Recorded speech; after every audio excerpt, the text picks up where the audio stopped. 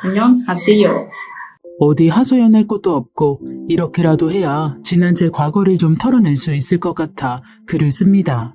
누구나 그렇듯 호락호락한 삶이 어디 있겠냐마는 저의 30대는 정말이지 통으로 삭제해버리고 싶을 만큼 고통스럽고 힘든 시간이었습니다.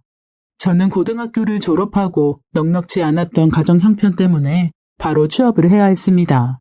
큰아버지께서 소개해주신 작은 법률사무소에서 일하게 되었는데 처음에는 오시는 손님들 커피를 타거나 사무장님 상담 스케줄을 잡아주고 복사하는 정도의 보조 역할이었습니다. 그래도 무슨 일이든 애살 있고 빠릿빠릿하게 움직이던 저를 사무장님께서는 많이 예뻐해 주셨고 그 덕분에 전공자 못지않게 일을 잘할 수 있었습니다. 3년차가 되었을 때 저에게 야간 학교를 다녀보는 것이 어떠냐며 똑똑해서 공부를 좀 더 했으면 참 좋았을 텐데 라고 하시며 저의 장래를 걱정해 주셨어요. 하지만 저는 제 월급의 거의 모든 부분을 집에 보태고 있었기에 나를 위해 돈을 쓴다는 것은 상상도 못할 일이었습니다. 그것은 사치라고 생각했고 내가 이렇게 사는 것이 당연하다고 생각했습니다. 그런 저를 사무장님은 늘 안타까워하셨습니다. 한창 꾸밀 나이에 다른 또래 친구들은 어디 화장품이 좋니 이것 써봤니 저것 써봤니 하며 보는 것만으로도 싱그러운 20대인데 저는 늘 민낯에 안경을 쓰고 편하다는 이유로 매일 운동화 차림을 하고 다녔거든요. 제가 그렇게 된 것은 고등학교 2학년 때 덤프트럭을 운전하던 아버지께서 갑작스러운 교통사고로 두 다리를 잃게 되는 일이 생기면서였어요. 그 사고로 저희 집은 말 그대로 엉망진창이 되었습니다. 아버지께서는 그 충격으로 늘 술에 의존하며 사셨습니다. 어머니께서는 그런 아버지를 대신하여 생활 전선에 뛰어드셨지만 일을 해본 적이 없는 50대 여자가 할 수 있는 일은 많지 않았어요. 오전에는 주민센터에 소일거리를 하셨고 오후에는 아파트 계단 청소를 하셨죠. 그것도 모자라서 집에서는 나사 쪼우는 간의 수공업까지 하셨습니다. 그렇게 제가 고3이 되던 여름방학 때 아버지께서는 급성 간암으로 병원에서 손 한 번 못 대어보고 하늘나라로 떠나셨어요. 암보험 하나 든 것 없어 남은 가족들은 아무런 보상도 받지 못했고 오히려 아버지로부터 생긴 빚을 상속받지 않겠다는 신고를 해야 했죠. 그런 환경 속에서 고3을 보내며 제 머릿속에는 온통 빨리 취업해서 돈을 벌어야 한다는 생각밖에 없었습니다. 내 인생을 사는 것이 아니라 우리 가족의 인생을 등에 업고 사는 것 같았지만 나의 운명이겠지 하며 그렇게 살았어요. 다른 인생도 별반 다르지 않을 것이라 위로하며 그렇게 하루하루 살아갔죠. 그래도 바로 취업한 곳에서 너무 감사하게 좋은 분들과 함께 일하며 저는 돈을 벌 수 있다는 기쁨과 어머니와 여동생을 지킬 수 있다는 희망에 하루하루 즐겁게 일했던 것 같습니다. 특히 사무장님은 저의 가정 형편을 다 아시는 분이라 더더욱 저에게 많은 신경을 써주셨어요. 그렇게 10년을 한 회사에서 일하며 저는 제법 승진이라는 것도 하고 야간대학도 졸업했죠. 막 여유롭지는 않았지만 여동생도 취업하여 우리 세 식구 사는데 불편함은 없었습니다. 저희 자매는 일찍이 남편을 잃고 혼자 모진고생 다하며 살아오신 어머니에 대한 애정이 각별하여 늘 셋이서 함께하며 남들이 세 자매냐고 할 만큼 행복하게 지냈어요. 그러던 어느 날 저희 사무실에 손님 한 분이 오셨는데 부동산 관련하여 공증을 하러 오신 분이었습니다. 서류를 확인하는데 금액이 꽤 큰 금액에 건물 등기 이전을 몇 월 며칠까지 완료하겠다라는 내용이었어요. 엄청 부자인가 보네 라고 생각하며 일처리를 해드리고 며칠 뒤 그 손님이 또 사무실로 왔습니다. 비슷한 내용으로 공증을 받으러 오셨고 그때서야 저는 그 사람을 자세히 보게 되었어요. 신분증 복사를 하다 보니 저보다 10살이 많은 40살이더군요. 키도 크고 말끔한 인상에 잘 어울리는 슈트, 누가 봐도 멋있고 호감 가는 외모였어요. 앞으로 자주 볼 것 같다며 명함을 주셨는데 대표인 건 알겠는데 영어로 다 적혀 있어서 이게 무슨 말인가 헷갈려 하고 있으니 집 지어요. 라며 유쾌하게 웃는데 성격도 참 호탕하네 라고 생각했습니다. 그때부터 저희 사무실과 공증 전담 거래를 맺으며 저와는 더더욱 자주 보게 되었죠. 사무장님께서는 대표랑 잘해보라며 건축사업, 분양, 임대사업을 하는 분인데 사업체가 꽤 큰 것 같다고 했어요. 그렇게 잘 나가시는 분이 왜 나 같은 여자를 만나겠나 싶어 그냥 웃고 넘겼습니다. 일 때문에 우리는 자주 보게 되었고 가까워졌어요. 저와 비슷한 때 아버지께서 돌아가셨고 1년 전 어머니께서도 돌아가셨다고 했습니다. 한번 결혼에 실패했다는 그 사람의 이혼한 아내는 자신의 돈만 보고 결혼했고 가정과 가족을 중요시 여기는 사람이 아니었다고 했습니다. 본인 아버지 제사도 못 지내겠다고 하고 어머니께도 결혼 후 단 한 번도 찾아가지 않았다고 하더군요. 결국 아내에게 다른 남자도 있다는 것을 눈으로 본 후에야 이혼을 하게 되었다고 했습니다. 근데 제가 혼자 된 어머니께 하는 모습과 가족들을 챙기는 모습을 보며 이 여자와 결혼 생활을 하면 참 행복하겠다는 생각을 했다네요. 화려한 외모, 차, 직업, 돈, 그런 것 뒤에 숨겨진 외로움을 위로하고 싶어졌습니다. 그렇게 저희는 6개월을 연애하고 결혼했어요. 저희 어머니께서는 한번 결혼을 실패한 남자라 반대했지만 워낙 저희 어머니께 잘했던 사람이라 결국 승낙하셨습니다. 결혼 후 저는 행복한 신혼생활을 보내게 되었어요. 남편은 늘 다정다감한 사람이었고 저는 물론 저희 친정에도 물심양면으로 잘했어요. 제 여동생이 제가 결혼하고 2달 뒤 바로 결혼을 했는데 혼수며 예단이며 모두 남편이 해주었고 친정 아버지의 역할까지 해주었습니다. 저희 엄마와 저 그리고 여동생의 부부에게 남편은 세상에 둘도 없는 귀인이었어요. 아니, 귀인인 줄 알았습니다. 남편과 결혼하고 남편은 그동안 쉬지 않고 일만 했던 제가 이제는 좀 편하게 지냈으면 좋겠다며 일을 그만두는 것이 어떻겠냐고 했어요. 저도 그런 휴식이 필요했던 걸까요? 남편의 달콤한 제안에 저는 20살 이후 처음으로 일을 그만두게 되었어요. 결혼 후 1년이 지날 때쯤 남편은 사업을 확장한다며 바쁜 날들을 보냈습니다. 새벽에 들어오는 날들이 많았고 강원도와 제주도에 건설 사업을 시작하면서 집에 못 들어오는 날들도 많았어요. 그래도 남편은 한결같이 다정했고 집에 오면 최선을 다했죠. 저는 오히려 바쁜 남편을 더욱 잘 내조하기 위해 애썼습니다. 집에 오면 바로 쉴 수 있도록 배려했고 반찬도 더욱 신경 써서 차려주었죠. 그러던 어느 날 남편의 사업이 확장되면서 새로운 사업자를 내야 하는데 세금 때문에 본인의 명의로는 할 수 없다며 한숨을 내쉬더라고요. 저는 뭐라도 도움이 되고 싶어 선뜻 제 명의를 빌려준다고 했고 저는 등기상의 대표가 되었습니다. 그 후로 남편은 서류상의 일들을 제게 맡겼어요. 제가 등기상 대표이다 보니 개인 서류와 신분증 등이 필요한 일들이 많았습니다. 제가 대표이사로 주로 했던 일은 공증을 받는 것이었는데 남편은 제가 결혼 전에 하던 일이라 완전히 믿고 맡길 수 있겠다며 기뻐했고 저 또한 남편의 사업을 도울 수 있다는 생각에 기뻤어요. 남편의 사업체 이름으로, 아니 저의 이름으로 수많은 공증을 했습니다. 작게는 몇 천에서 크게는 몇십억이었어요. 그때 당시 제주도에 건물을 짓고 있었고 고객들한테는 분양이 끝나고 잔금까지 받은 상태이며 완공되면 등기 이전을 시켜주겠다는 내용이었어요. 그러던 어느 날 제 등본을 발급받을 일이 있었는데 저희가 혼인신고가 안 되어 있다는 사실을 알게 되었습니다. 그동안 등본을 뗄 일이 없어서 신경을 안 쓰고 있어서 몰랐던 거였죠. 저는 여전히 친정 어머니 밑에 등재되어 있었어요. 분명히 결혼하고 신혼여행을 다녀온 뒤 집에서 남편과 혼인신고서를 작성하고 다음날 본인이 접수하겠다고 했었어요. 제가 같이 가서 하자고 하니 일 때문에 시간 맞추기가 힘들 것 같다며 움직이다 짬날 때 얼른 하겠다고 했죠. 그래서 저는 제가 가서 하겠다고 말하니 자기 손으로 혼인신고하는 기쁨을 누리고 싶다며 껴안아주던 그 사람을 믿었습니다.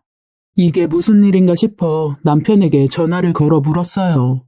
그러나 돌아오는 대답은 그게 뭐가 그렇게 급해. 요즘은 다 임신하고 나서 혼인신고하던데. 였습니다. 이런 이상한 소리를 해댔을 때 눈치를 챘어야 했습니다. 바쁘니까 이런 걸로 전화하지 마. 지금 뭐가 중요한지를 모르네. 그냥 전화를 끊어버리는 남편은 제가 알던 사람과는 전혀 다른 사람 같았어요.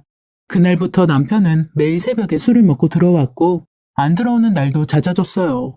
남편이 사업하는데 마누라가 집에서 내조를 어떻게 하냐며 술주정이 심해졌지만 하는 일이 잘 안 되나 싶어 최대한 안 건드리고 참았습니다. 그래서 정작 제가 궁금한 것은 묻지도 못했죠. 왜 혼인신고가 안 되어 있는지 말이에요. 며칠 뒤 남편은 제주도 사업 때문에 2달간 출장을 가야 된다고 했고 아직 서로 마음이 풀리지 않은 상태에서 저희는 떨어져 있게 되었습니다. 아침 일찍 남편은 집을 나섰고 저는 여전히 의문점만 남았죠. 다음 날 오후 친정 어머니에게서 전화가 왔어요. 제 앞으로 법원에서 등기가 왔는데 이게 도대체 뭐냐고 하시더라고요. 뭔가 이상한 촉이 와서 곧장 친정으로 갔습니다. 독촉 안내장부터 시작하여 각종 압류문, 그리고 저는 사기죄로 기소가 된 상태였어요. 다리에 힘이 풀렸고 하늘이 무너져 내리는 것 같았죠. 남편에게 미친 듯이 전화를 걸었지만 받지 않았습니다. 너무 놀라 울면서 무슨 일이냐고 하시는 친정 어머니를 진정시켜드리고 별일 아니라고 뭔가 착오가 있을 거라며 말씀드리고 애써 침착하게 날아온 우편물을 다 챙겨서 나왔습니다. 다리가 후들거려서 걷기도 힘들고 도대체 이게 무슨 일인가 싶은데 너무 놀라서 눈물도 나지 않았어요. 우선은 남편에게 상황 설명을 들어야 했습니다. 전화를 계속했지만 받지 않았어요. 30통쯤 했을 때 전화기는 꺼져 있었죠. 그때 생각나는 사람이 전에 같이 일했던 사무장님이었습니다. 제가 울면서 상황을 설명하니 너무 놀라하시며 사건 조회를 해준다고 하셨고 제 앞으로 사기죄, 각종 손해배상 청구와 계약 해지에 따른 엄청난 위약금이 청구되어 있다고 했어요. 하늘이 무너져 내리는 것 같았어요. 제 명의로 된 사업체가 부도가 난 것이었죠. 대표이사로 되어 있었던 제 개인 앞으로 모든 독촉들이 다 왔고 제 명의로 되어 있었던 친정집에 압류가 들어갔습니다. 결혼 전에 친정집 전셋값을 올려서 이사를 할 일이 있었는데 남편이 어머니 혼자 사시는데 언제까지 이사하고 그러냐면서 작은 집을 사주었어요. 친정 어머니는 당신 명의로는 못 받는다고 당신 죽으면 어차피 제거 될 거라며 제 앞으로 명의를 하라고 하셨고 지금 그 집에 온통 빨간 딱지가 붙게 된 것이었죠. 남편의 전화는 아예 수신이 정지되었고 사업자 등록증상에 있는 제주도 주소로 찾아가 보았지만 찾아간 곳은 10평도 안 되어 보이는 작은 창고 같은 곳이었어요. 남편이 그동안 제주 출장 가서 사무실이라고 보내준 셀카 사진의 배경은 어디에도 찾아볼 수 없었습니다. 사무장님 도움으로 변호사를 선임했고 여러 번 조사를 받았어요. 저의 명의를 도용했고 나는 피해자라고 했지만 제가 직접 도장을 찍고 제가 직접 서류 떼서 공증한 많은 것들이 문제가 되었죠. 날마다 빚쟁이들이 친정집으로 찾아왔어요. 어머니를 저희 집으로 모셔왔는데 어떻게 알았는지 그 집으로까지 사람들이 찾아왔죠. 저더러 짜고 치는 고스톱이라며 남편을 어디에 숨겼냐며 입에 담을 수도 없는 폭언과 욕설을 들어야 했습니다. 저희 모녀는 딱 죽고 싶을 만큼 괴로웠어요. 집 밖을 나가지도 못했고 하루 종일 문 두드리는 소리에 환청이 들릴 지경이었죠. 다음날 관리실에서 인터폰이 와서는 주민 신고가 많으니 빨리 해결하라는 말만 했습니다. 여기서 그치지 않고 고난은 계속 찾아왔어요. 매매인 줄 알았던 저희 집이 월세였다는 사실. 넉 달 월세가 밀려 집주인이 찾아오면서 알게 되었죠.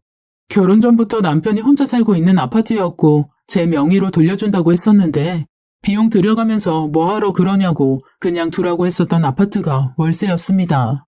안녕하세요.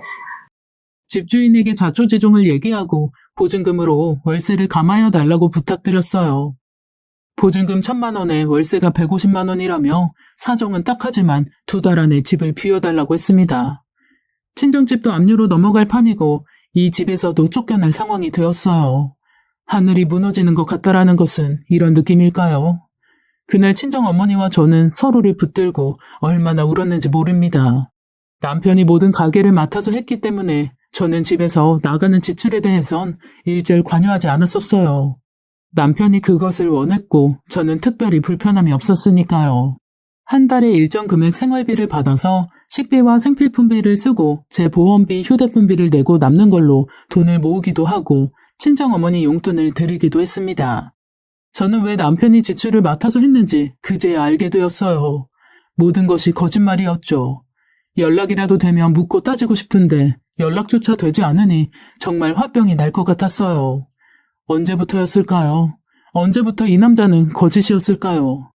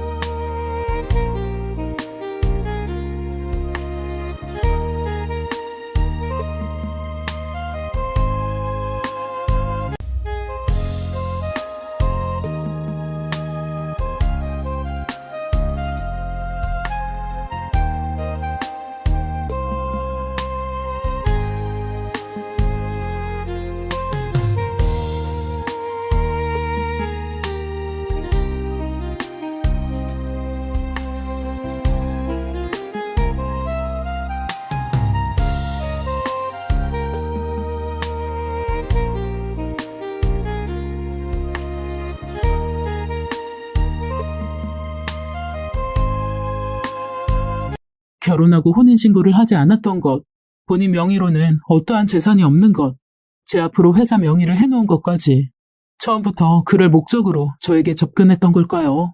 짧은 연애 기간, 결혼 생활 약 2년 동안 저와 저희 친정이 해준 것들이 다 이것 때문이었을까요? 왜 하필 저였을까요?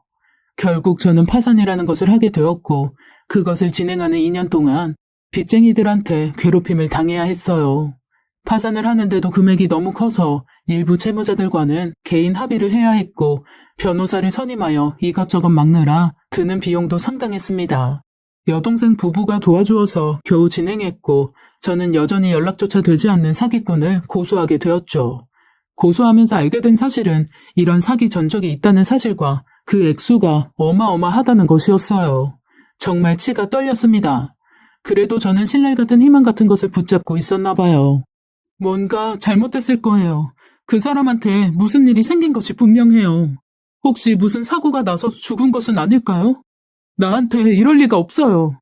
진심이 아니었다면 결혼할 때 그리고 결혼 후에도 저와 친정집에 그렇게 많은 돈을 해줄 수 있었겠어요? 경찰관이 말했습니다. 아이고, 김현주 씨. 그 인간한테 그 돈은 껌값이에요. 그 인간이 사기쳐서 번 돈이 얼마인 줄이나 아세요? 진짜 망치로 머리를 맞은 기분이었어요. 그 인간이 제 명의로 받아 챙긴 돈만 몇십억이었고, 경찰 말로는 그 전에 2건의 사건도 저처럼 다 결혼을 빙자로 하여 사기를 쳤다고 합니다. 제가 3번째 피해자라는데 웃음밖에 안 나오더군요. 저 포함 3명이 사기로 신고했기 때문에 바로 수배령이 내려지고 잡히면 바로 형 집행이라고 했습니다. 더욱 소름 끼쳤던 것은 2번째 사기 피해자의 시점이 저랑 비슷하다는 것이었어요. 제주도 사업 때문에 바쁘다고 했던 그 시점에 늦은 귀가 시간과 잦은 외박이 모두 2집 살림을 살아야 했기 때문이었습니다. 제가 다니던 회사 일을 그만두게 한 이유도 제 명의를 사업자 명의로 쓰기 위한 작전이었어요. 지금까지 일하느라 고생했는데 좀 쉬어라는 달콤한 말들은 다 거짓말이었습니다. 처음부터 모두 계획된 것이었죠. 그날 경찰서 바닥에 주저앉아 얼마나 울었는지 모릅니다. 그 인간에 대해 아는 것이 아무것도 없어서 억울했고, 제가 어떻게 그런 사기를 당했나 싶어 제 자신을 원망했어요. 부모도 없고 형제 하나 없는 사람이라 어디 가서 그 남자에 대해 물어볼 것도 없다며 제가 엉엉 소리내어 오니 담당 형사가 한숨을 쉬며 말하더군요. 그 인간이 버젓이 살아있는 부모도 죽이던가요? 정말 이런 게 사기더군요. 실오라기 같은 그 인간에 대한 희망도 사라지는 순간이었습니다. 정말 지옥까지라도 쫓아가서 끝장을 내고 싶은 심정이었어요. 경찰서에서 나와 그 사람의 부모라는 사람 집으로 찾아갔습니다. 그 인간 등본상 주소지라 쉽게 찾을 수가 있었어요. 이 동네에서 알아주는 고급 아파트였고 지금까지 사기쳐서 이렇게 살았나 싶더라고요. 당신 아들이 어떤 짓을 해서 번 돈인지 알고나 있느냐고 따지고 싶었습니다. 인터폰 호출을 했더니 그 사람 어머니로 추정되는 사람이 받더군요. 누구세요? 저 강도남 씨 와이프 되는 사람인데요. 상대편에서는 대답이 없었습니다. 문도 열리지 않았어요. 그때 마침 한 꼬마가 공동 현관문에서 나오는 바람에 문이 열렸고 저는 그 틈에 안으로 들어갔습니다. 위로 올라가서 벨을 눌렀지만 아무런 기척이 없었기에 문을 두드렸어요. 저기요, 문 여세요. 강도남 씨 어머니 되시죠? 문 열어보세요. 지금 당신 아들이 무슨 짓을 했는지는 아세요? 눈물이 계속 나왔습니다. 저는 털썩 주저앉아 엉엉 울었어요. 저에겐 아버지의 죽음이 너무나 슬픈 일이었는데 그 사람은 그걸 이용해서 저와 비슷한 시기에 본인도 아버지가 돌아가셨다고 거짓말을 했고 어머니도 돌아가셨다고 했습니다. 그 말 때문에 저는 그 남자가 처음으로 인간적으로 보였고 모성애 같은 마음에 흔들렸었죠. 그런데 모든 것이 거짓이었어요. 너무나 억울했습니다. 저는 계속 문을 두드리며 문 열어! 라고 소리를 질렀어요. 잠시 뒤 경비실 아저씨가 올라왔고 저한테 여기서 이러면 안 된다며 저를 끌어내려고 했습니다. 악마 같은 당신 아들, 내가 정말 가만 안 둘 거야. 당신들도 똑같아. 남의 인생 다 망쳐놓고 지금 숨으면 다야? 저는 악을 쓰며 소리를 질렀어요. 그때 현관문이 열리고 그 인간의 어머니가 나왔습니다. 어느 누가 봐도 화려한 외모의 그 여자는 저를 한심스럽게 쳐다보며 말하더군요. 이봐요, 아가씨. 어디서 뺨 맞고 와서 여기서 난리야. 그러게 누가 멍청하게 당하래? 사기당한 게 자랑이야. 멀쩡한 허우대에 돈 많아 보이니까 본인이 좋아서 홀라당 넘어가 놓고는 왜 이제 와서 신세 한탄이야? 머리를 좀 쓰면서 살아.